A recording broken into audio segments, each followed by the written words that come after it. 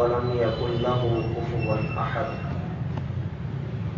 والصلاة والسلام على أشرف العباد أعوذ بالله السميع العليم من الشيطان الرجيم بسم الله الرحمن الرحيم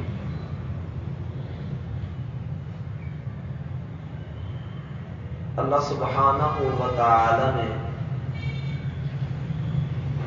انسانیت کی تخلیق میں ہر اس چیز کو مد نظر رکھا ہے جس میں انسان اکیلا نہ رہے، انسان کو ان چیزوں کا محتاج بنایا ہے جن چیزوں میں انسان چاہے مانے چاہے نہ مانے انسان رہتا محتاج ہی ہے، اور اس محتاجگی میں انسانیت کا حسن ہے۔ ہم سب لوگ چاہے وہ ہم ملک پاکستان کے رہنے والے ہوں یا ہم افریقہ کے جنگلات میں رہنے والے ہوں، انسان سارے ہی اللہ کے ہاں برابر ہیں اور سارے ہی ایک دوسرے کی ضرورت ہے۔ کوئی مانے یا نہ مانے، یہ ہمارے اپنے اپنے ذہنوں کی بات ہے کہ ہم ایک دوسرے کی ضرورت بننا پسند کرتے ہیں یا اکیلے رہنا پسند کرتے ہیں۔ اور یاد رہے کہ انسان جب اکیلا رہتا ہے تو اس میں درندگی آ جاتی ہے۔ انسان ہمیشہ خلوت میں جا کر، علیحدگی میں اور تنہائی میں جا کر انسان درندہ بن جاتا ہے، اور اسی درندگی سے بچانے کے لیے رسول اللہ صلی اللہ علیہ وسلم نے تمام مسلمانوں کو اکٹھے رہنے کا حکم دیا ہے، اور یہاں تک کہہ دیا کہ اللہ کا ہاتھ جماعت پر ہوتا ہے، اللہ کی رحمت جماعت پر، اجتماعیت پر، مسلمانوں کے اکٹھ پر رحمت ہوتی ہے۔ اکیلے اکیلے جو لوگ ہوتے ہیں، رسول اللہ صلی اللہ علیہ وسلم فرماتے ہیں علیکم بالجماعہ، جماعت کو لازم پکڑ کر رکھنا، کیونکہ جماعت کی مثال ایسے ہی ہے کہ جیسے بکریوں کا ایک ریوڑ چلتا ہوا جا رہا ہو، بھیڑیے کی جرت نہیں ہوتی کہ وہ اس پر حملہ کرے، لیکن جو ہی ایک بھیڑ اس میں سے الگ ہوتی ہے بھیڑیا اس کو اٹھا کر لے جاتا ہے۔ ایسے ہی اگر کوئی بندہ مسلمانوں کی جماعت سے الگ ہوتا ہے، شیطان اس کو اٹھا کر لے جاتا ہے۔ اور اللہ سبحانہ و تعالی فرماتے ہیں وَمَن يَعْشُ عَن ذِكْرِ الرَّحْمَنِ نُقَيِّضْ لَهُ شَيْطَانًا فَهُوَ لَهُ قَرِينٌ، جو کوئی اللہ کے ذکر سے، اللہ کی جماعت سے، اللہ کی رحمت سے دور ہوتا ہے، خود بھاگتا ہے، دنیا کے چسکے میں پڑتا ہے، شیطان اس پر حملہ کر کے اس کو اچک کر لے جاتا ہے، اور انسان جب کفر کر گزرتا ہے تو پھر شیطان یہی کہتا ہے انی بریء منک، میں تیرا کچھ نہیں لگتا، میرا کام تھا تجھے راہ دکھانا، تو لگ گیا، میرا کوئی قصور نہیں۔ یاد رکھیے انسان دنیا میں ایک دوسرے کی ضرورت ہے، اور یہ ضرورت جب پوری ہوتی رہتی ہے دنیا میں امن رہتا ہے، اور جب انسان اپنی ضرورت ہی پوری نہ کرے تو سارے جگہ پر فساد بھی ہوتا ہے اور انسانیت تباہ بھی ہو جاتی ہے۔ ہم نے پچھلی ملاقات میں یہ بات پڑھی تھی کہ نیکی کے کام کرنے میں جتنی جلدی ہو سکے انسان کو جلدی کرنی چاہیے۔ کوئی پتہ نہیں کہ کسی نے 60 سال کی عمر میں فوت ہونا ہے اور کسی نے ابھی فوت ہو جانا ہے، زندگی کی ڈور کا کسی کو کچھ پتہ نہیں ہے۔ اسی لیے رسول اللہ صلی اللہ علیہ وسلم نے بادروا بالاعمال کا سبق دیا ہے، نیک اعمال میں دوڑیے، جتنی جلدی ہو سکتا ہے سبقت کیجیے۔ کوئی آپ سے نیکیوں کی اس دوڑ میں آگے نہیں بڑھنا چاہیے۔ السابقون الاولون، وہ لوگ جنہوں نے ہم سے پہلے اسلام قبول کر لیا، جو مہاجر بھی ہیں، جو انصار بھی ہیں، اور ہم سے پہلے ہمارے سلف صالحین، اللہ سبحانہ و تعالی ان کی تصویر ہمارے سامنے رکھتے ہوئے فرماتے ہیں یہ ایسی پاک باز ہستیاں تھیں کہ رضی اللہ عنہم ورضوا عنہ، اللہ ان سے راضی ہو گیا اور وہ اپنے رب سے راضی ہو گیا۔ اور ایک مسلمان کی منشا ہی یہ ہونی چاہیے کہ میرا اللہ مجھ سے راضی ہو، میں اپنے رب کا پیارا بن جاؤں، تو رب کا پیارا بنتا ہی وہ ہے جو رب کے بندوں کے ساتھ پیار کرتا ہے۔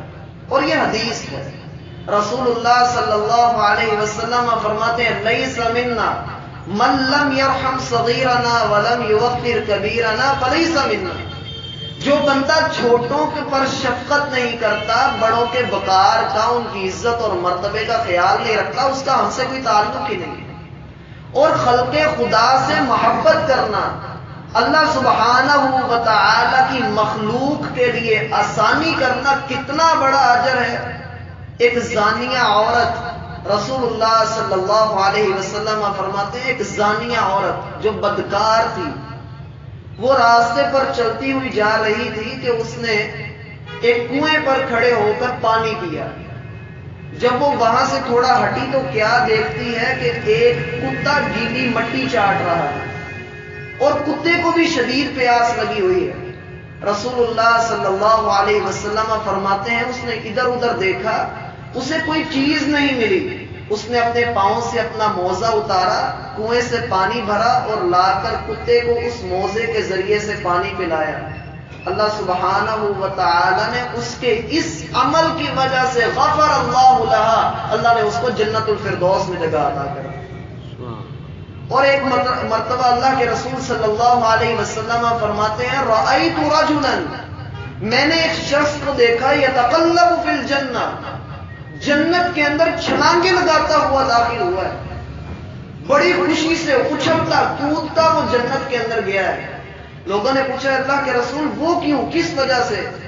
کہا اس نے راستے میں پڑی ہوئی ایک رکاوٹ جو لوگوں کو تکلیف دے رہی تھی، اس نے اس کانٹے یا درخت کو سائڈ پہ کر دیا، اللہ رب العزت نے اس نیکی کی وجہ سے اس کو جنت میں داخل کر دیا۔ نیکی کے اعمال بڑے زیادہ ہیں، نیکیاں بے شمار ہیں، جگہ جگہ پر نیکیاں پڑی ہوئی ہیں، لیکن ہم نہیں کرتے یہ سوچ کر کہ میں یہ کام کروں، مسجد میں جھاڑو میں لگاؤں، مسجد میں سے یہ تنکا اٹھا کر میں باہر پھینکوں، میں فلاں کے ساتھ خندہ پیشانی سے ملوں، میں کسی کو مسکرا کر ملوں، نہیں، یہ میری طبیعت کے خلاف ہے۔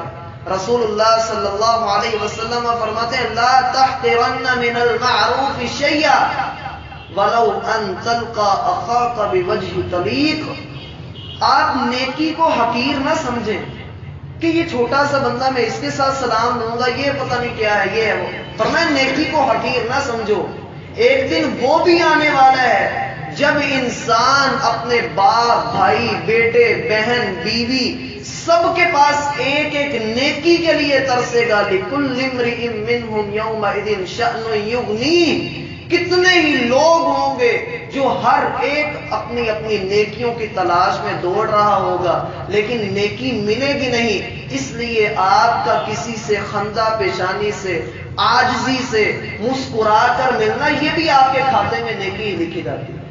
اور ہم سب یہی تو چاہتے ہیں، ہم میں سے کون ایسا ہے جو نہیں چاہتا کہ اسے جنت نہ ملے، اس کی دنیا بھی اچھی ہو، اس کی آخرت بھی اچھی ہو؟ تو اس کے لیے میرا بھائی چند اصول ذہن میں رکھ لیجیے۔ رسول اللہ صلی اللہ علیہ وسلم پہلا اصول دیتے ہیں المسلم اخو المسلم، ایک مسلمان مسلمان کا بھائی ہوتا ہے، اور جہاں پر بھائی آ جائے وہاں پر یاریاں اور بڑے بڑے تعلق ختم ہو جاتے ہیں۔ ایک بھائی کا جو رشتہ ہوتا ہے جو اسلام کی بنیاد پر ہوتا ہے، رسول اللہ صلی اللہ علیہ وسلم نے جب مدینہ میں ہجرت کی تو وہاں پر جا کر بھائی چارہ قائم کیا۔ اخوت اسلامی کا سب سے بڑا معیار کیا تھا کہ ایک انصاری اور ایک مہاجر جو کسی کو جانتے تک نہیں، خون کے رشتے نہیں، نہ مال کے رشتے ہیں، نہ کوئی تجارتی تعلقات ہیں، ایک ہی رشتہ ہے لا الہ الا اللہ کی بنیاد پر۔ اور پھر لوگوں نے دیکھا کہ وہی انصاری سعد بن عبادہ اور عبد الرحمن بن عوف جب گھر میں جاتے ہیں، رسول اللہ صلی اللہ علیہ وسلم نے دونوں کو بھائی بنایا۔ سعد بن عبادہ بہت امیر ہیں اور عبد الرحمن بن عوف کے پلے کچھ ہے ہی نہیں، جا کر جو اخوت دکھائی اور یہ کہا کہ مسلمان مسلمان کا بھائی ہے، اس کی لاج کیسے رکھی؟ کہا میرے بھائی میرے پاس 2 باغ ہیں، دونوں آپ دیکھ لو، ان میں سے جو آپ کو اچھا لگتا ہے وہ آپ کا ہے. میری 2 بیویاں ہیں, ابھی پردے کے احکام نازل نہیں ہوئے تھے, آپ دونوں کو دیکھ لو, جو آپ کو پیاری لگتی ہے میں اس کو طلاق دے دوں گا, اس کے ساتھ آپ نکاح کر لینا. اس سے بڑھ کر اخوت کہاں پر ملے. اور اخوت کا وہ معیار بھی دیکھیے, جب رسول اللہ صلی اللہ علیہ وسلم کے پاس ایک شخص آتا ہے اور آ کر کہتا ہے اللہ کے رسول میرے پاس کھانے کو کچھ موجود نہیں, آپ یقین کیجئے صحیح مسلم کی روایت ہے, رسول اللہ صلی اللہ علیہ وسلم نے اپنے 11 گھروں میں 11 بیویوں کے پاس پیغام بھجوایا کہ کچھ کھانے کو ہے تو بھیجو. جواب آیا پانی کے سوا کچھ نہیں. یہ امام الانبیاء کا گھر ہے, اور ہمارے گھروں میں مہینوں کا راشن پڑا ہوتا ہے اور ہم پھر رو رہے ہوتے ہیں. ہمارے گلے شکوے ہی ختم نہیں ہوتے ہیں. اور اللہ کے رسول کے متعلق سیدہ عائشہ فرماتی ہیں اللہ کی قسم 3 مہینے تک چولہا ہی نہیں چلتا. ہمارے گھروں کے اندر صرف پانی اور کھجور ہوتی تھی جس پر ہم 3 مہینے تک گزارا کرتے تھے. اللہ کے رسول صلی اللہ علیہ وسلم نے اعلان کیا کون ہے جو اس مہمان کی مہمان نوازی کرے. ایک صحابی اٹھے کہنے لگے اللہ کے رسول میں کروں گا. اللہ کے رسول صلی اللہ علیہ وسلم نے اس کو ساتھ بھیج دیا. شام کا وقت تھا. یہ جب اس کو لے کر گھر میں داخل ہوا تو اپنی بیوی سے پوچھا کچھ کھانے کو ہے. اس نے کہا ہاں صرف اتنا کھانا ہے کہ ایک بندہ کھانا کھا سکے, اور وہ ایک بندے کا کھانا آج آپ نے, میں نے اور بچوں نے سب نے مل کر کھانا ہے. اس نے کہا اللہ کی بندی میں تو ایک مہمان لے کر آیا ہوں, تم ایسا کرو بچوں کو تھپک کر ویسے ہی سلا دو, ہم دونوں جو ہے وہ کھانا کھانے کے لیے ساتھ بیٹھیں گے, تم بہانے سے اٹھ کر چراغ بجھا دینا, ہم منہ سے آواز نکالیں گے, کھانے کا رویہ بنائیں گے, اور وہ بندہ اس کی مہمان نوازی کرنی ہے کیونکہ محبوب علیہ الصلوۃ والسلام نے آج اپنا مہمان ہمیں دیا ہے. انہوں نے بالکل ویسے ہی کیا, کھانا کھانے کے لیے بیٹھے, بچوں کو سلا دیا تھا, چراغ بجھا دیا, اور اس بندے نے خوب سیر ہو کر کھانا کھایا اور وہ چلا گیا. صبح فجر کا وقت ہوا, رسول اللہ صلی اللہ علیہ وسلم نے نماز پڑھائی اور مڑ کر ارشاد فرمایا کون تھا وہ بندہ جس نے کل ایسا اور ایسا معاملہ کیا ہے. وہ کہنے لگے اللہ کے رسول میں تھا. آپ علیہ الصلوۃ والسلام ارشاد فرماتے ہیں کہ تمہارے اس عمل سے خوش ہو کر اللہ رب العزت نے آیات نازل کر دی ہیں, یؤثرون علی انفسہم ولو کان بہم خصاصہ, دوسروں کا فائدہ کر دیتے ہیں, خود نقصان اٹھا لیتے ہیں, لیکن دوسروں کو اپنے آپ پر ترجیح دیتے ہیں. میرا بھائی اپنے لیے جینا, اپنے پیٹ کے لیے اپنے پیٹ کے جہنم کو بھرنا, یہ تو جانوروں کا کام ہے, یہ تو سارے جانور کرتے ہیں. اصل زندگی یہ ہے کہ دوسروں کے لیے جیا جائے. اصل زندگی یہ ہے کہ دوسروں پر رحمت اور سایہ کیا جائے. ایک درخت بننا چاہیے جو پھل بھی دیتا ہے, چھاؤں بھی دیتا ہے, فرنیچر بھی دیتا ہے, سب کچھ دیتا ہے, لیکن کبھی بدلہ نہیں مانگتا. ہم نے اللہ سے بدلہ لینا ہے. اور پھر رسول اللہ صلی اللہ علیہ وسلم اگلی چیز جو بتلاتے ہیں, المسلم اخو المسلم کے بعد جو اگلا سٹیپ ہے لا یظلمہ, ایک مسلمان اپنے مسلمان بھائی پر کبھی ظلم نہیں کرتا, کسی طرح کا بھی ظلم نہیں کرتا, اس کے پیسے نہیں دباتا, اس کو دھوکہ نہیں دیتا, اس کے ساتھ خیانت نہیں کرتا, اس کو گالی نہیں دیتا, اس پر کبھی ظلم نہیں کرتا. اور یہ ظلم ہوتا کیا ہے؟ رسول اللہ صلی اللہ علیہ وسلم ارشاد فرماتے ہیں کل قیامت کے دن ایک شخص نیکیوں کے بڑے بڑے پہاڑ لے کر آئے گا, بڑے بڑے پہاڑ ہوں گے, اور اس کو جنت کے اندر داخل ہونے کا اندیا دیا جائے گا. وہ جنت کی طرف جا رہا ہوگا کہ اس کو کچھ لوگ آ کر گھیر لیں گے اور اس کو روک لیا جائے گا. اللہ رب العزت پوچھیں گے کہ اس کو کیوں روکا ہے؟ حالانکہ اللہ خود جانتے ہیں, لیکن یہ بات ہمارے لیے عبرت کا نشان ہے. اس بندے کو روکا جائے گا اور اللہ پوچھیں گے اس کو کیوں روکا ہے. ایک بندہ کہے گا اکل مال ھذا, اے اللہ اس نے میرا مال کھایا ہے, میرا مال دبایا ہے. ماننا کہ یہ محلے کا حاجی ہے, بڑی مسجدیں بناتا ہے, بڑے یتیموں کی مدد کرتا ہے, لیکن اے اللہ اس نے میرا مال ناحق کھایا ہے. اے اللہ اس نے مجھے گالی دی ہے, اس نے مجھے بلا وجہ مروایا ہے. اور اللہ کی قسم ایک جنازہ پڑھنے کے لیے ہم گئے, تو جنازے سے پہلے اعلان ہوا کہ بشری تقاضوں کے مطابق بندے سے غلطی کوتاہی ہو جاتی ہے تو آپ میت کو معاف کر دیں۔ پہلی صف میں سے ایک بندہ نکلا، اس کے ہاتھ پر پلاسٹر چڑھا ہوا تھا، بازو ٹوٹا ہوا ہے۔ کہنے لگا میں نے تو نہیں معاف کرنا۔ کہا کیوں نہیں معاف کرنا؟ کہتا ابھی کل ہی میرا پیسہ بھی مارا ہے اس نے اور مجھے بندوں سے مروایا بھی ہے، میں تو منہ دکھائی کے لیے صرف جنازہ پڑھنے کے لیے آ جاؤں، اس سے آگے جا کر بدلہ لینا، معاف کوئی نہیں کرنا۔ اللہ رب العزت کے پاس اس وقت یہ مقدمہ ہوگا اور لا ظلم اليوم، اس دن ظلم بھی کوئی نہیں، کیونکہ اللہ نے انصاف کرنا ہے، وہ مالک یوم الدین ہے۔ رسول اللہ صلی اللہ علیہ وسلم فرماتے ہیں لوگ کہتے رہیں گے اے اللہ اس نے یہ کیا، اس نے میرا یہ حق مارا، اس نے یہ کیا وہ کیا۔ اللہ رب العزت پھر انصاف کریں گے اور اس بندے سے نیکیاں لے کر ان بندوں کا بدلہ پورا کریں گے۔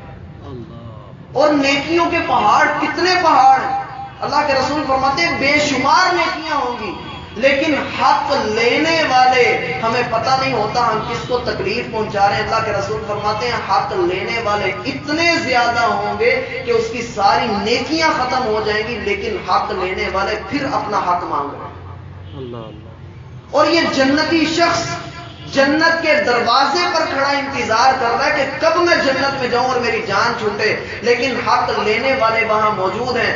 جب نیکیاں ختم ہو جائیں گی اللہ پھر کہیں گے لا ظلم اليوم، آج ہمیں اپنی عزت کی قسم ہے کہ کسی پر ظلم نہیں ہونے دیں گے۔ اللہ رب العزت ان لوگوں کے گناہ اٹھا کر اس بندے کے کھاتے میں ڈالیں گے، ثم طرح فی النار، پھر اس کو اوندھا منہ کر کے جہنم کے اندر گرا دیا جائے گا۔ لا یظلمو، ایک مسلمان اپنے مسلمان بھائی پر ظلم نہیں کرتا۔ ہمیں یہ دیکھنا ہے کہ ہم کس پر ظلم کر رہے ہیں، ہم اپنی اکڑ اور تکبر میں کس کا حق مار رہے ہیں۔ ہم جب تک گالی نہ دیں، کسی کی بیٹی اور ماں تک کو ذلیل نہ کر دیں، اس کو بازار پر نہ لے آئیں، ہمیں چین نہیں ملتا۔ کل قیامت کے دن کیا ہم اللہ کا سامنا کرنے کے لیے اور اس کیفیت سے دوچار ہونے کے لیے تیار ہیں؟ واللہ سیدنا علی رضی اللہ عنہ، جن کے متعلق ہم کہتے ہیں علی مولا یا علی مدد، علی کرم اللہ وجہہ، بڑے ہی بلند ہستی ہے اور بڑی ہی نیک اور بڑے بہادر جرری جوان، لیکن جب اذان کی آواز سنتے تھے صحابہ بیان کرتے ہیں اس طرح سے کانپ رہے ہوتے تھے جیسے تیز ہوا میں درخت ایسے ایسے تھرتھرا رہا ہوتا ہے، اور روتے جاتے تھے۔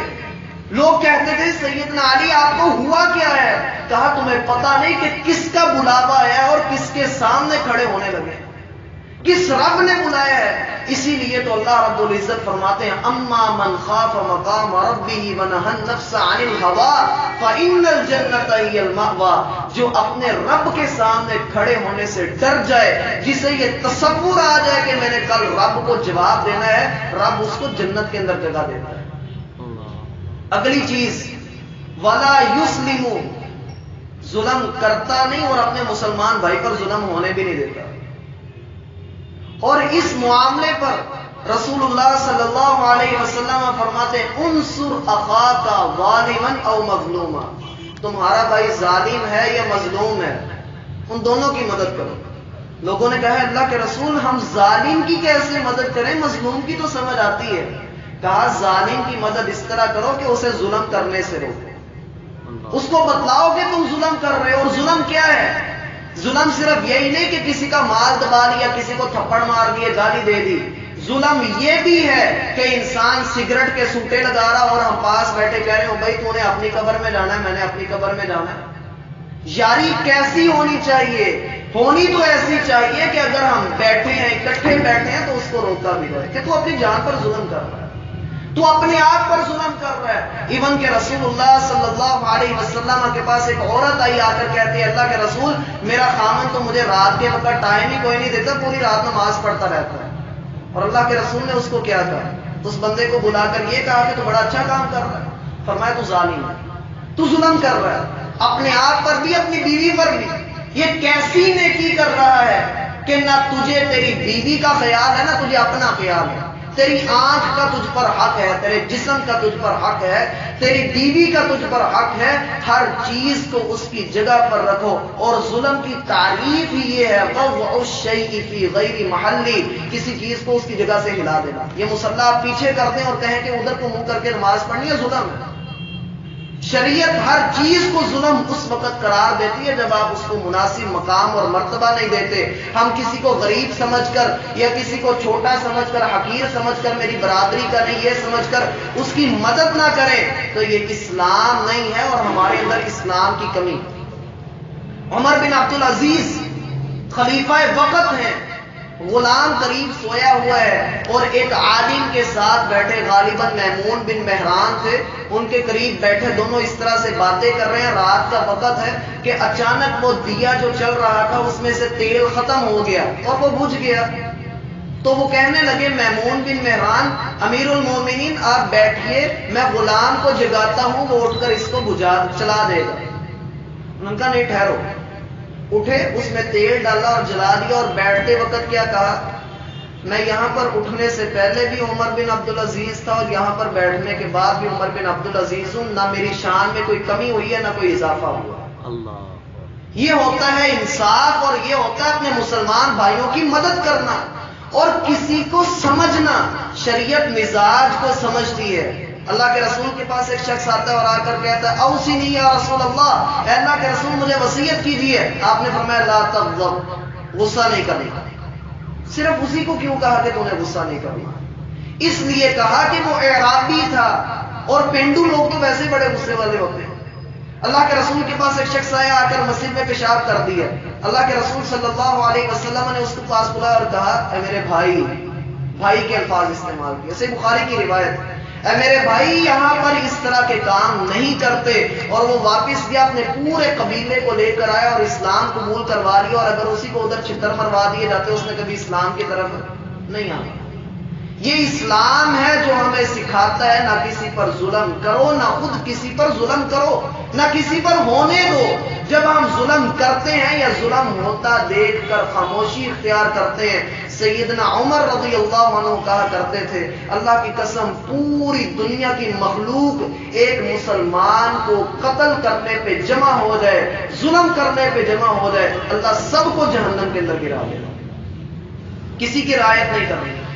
اسی لیے رسول اللہ صلی اللہ علیہ وسلم نیکیوں کی طرف رہنمائی کرتے ہیں، اور وہ کیا ہے، من نفس عن مؤمن کربۃ من کرب الدنیا، کوئی بندہ دنیا کی مشکلات میں سے، دنیا کی مصیبتوں میں سے اپنے کسی مسلمان بھائی کی مصیبت کو دور کرتا ہے، ختم کر دیتا ہے، کیا فائدہ ہوگا؟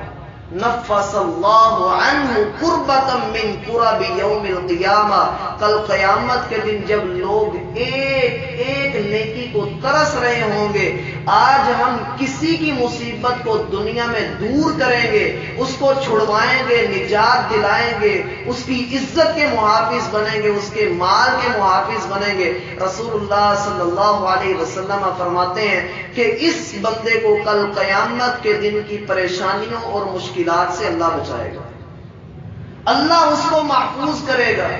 اگلی چیز وَمَنْ يَسَّرَ عَلَى مُعْسِرٍ، دنیا میں بڑی تنگ دستیاں ہیں، کوئی کسی تنگ دست کی تنگ دستی کو دور کرے گا، یسر اللہ لہ فی الدنیا والآخرہ، اللہ رب العزت نہ صرف یہ کہ آخرت میں اس کے لیے آسانیاں کرے گا بلکہ دنیا میں بھی آسانیوں کے ڈھیر لگا دے گا۔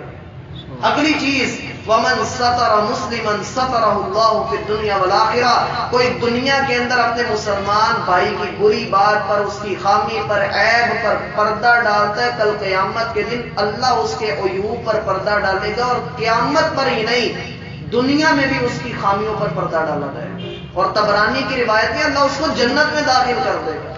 اور اگلی چیز سنیے، رسول اللہ صلی اللہ علیہ وسلم فرماتے ہیں، بلکہ اس سے پہلے ہمیں یہ سمجھنا ہے کہ کسی کی مصیبت دور کرنے کا اصول کیا ہونا چاہیے۔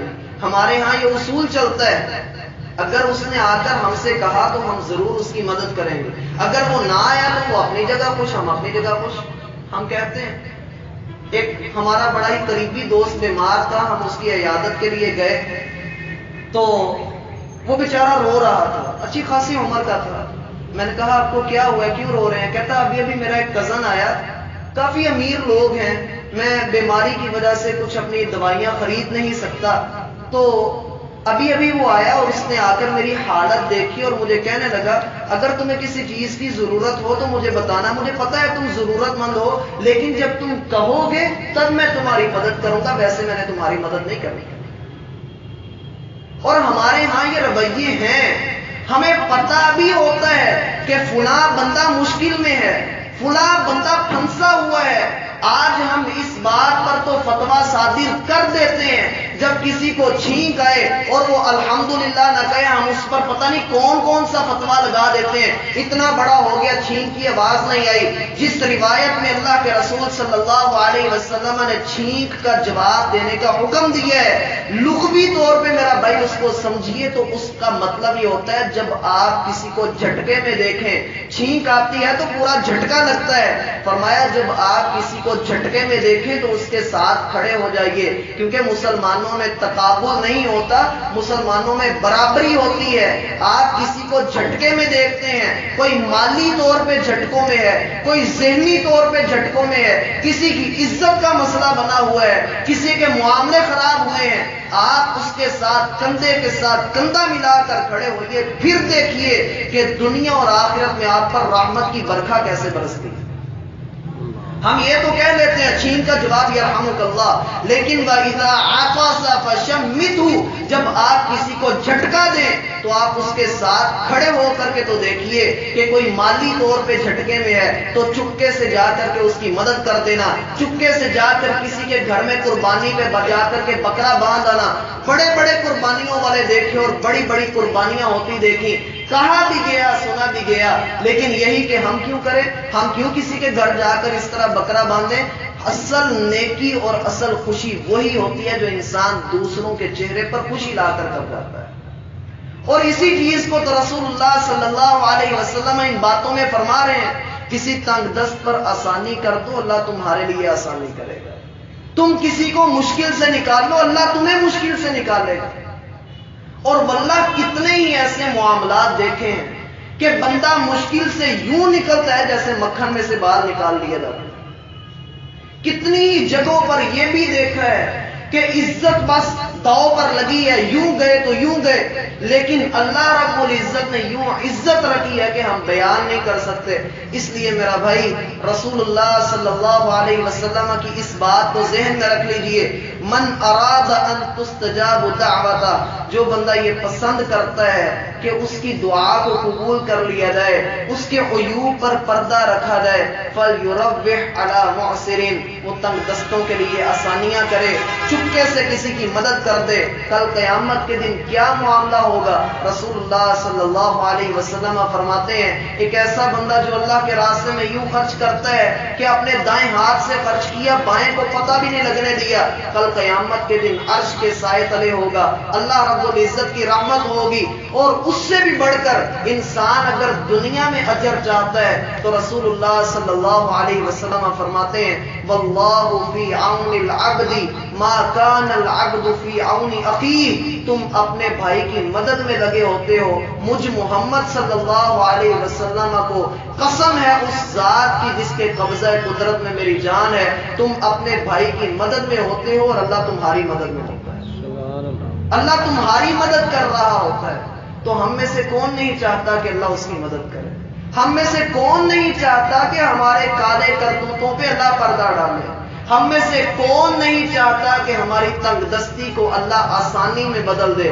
تو میرا بھائی اس کے لیے ہمیں خود کسی کے لیے جھکنا پڑے گا، کسی کے ساتھ آسانیاں کرنی پڑیں گی، پھر جا کر اللہ کی مدد یوں اترتی ہے کہ بندہ حیران ہوتا ہے، کہیں سے پتہ بھی نہیں ہوتا اور بندے کو جو ہے وہ پوری آسانیاں مل رہی ہوتی ہیں۔ اللہ میرا اور آپ کا حامی و ناصر ہو اور ہمیں سمجھنے اور عمل کرنے کی توفیق عطا فرمائے۔ وما توفیق اللہ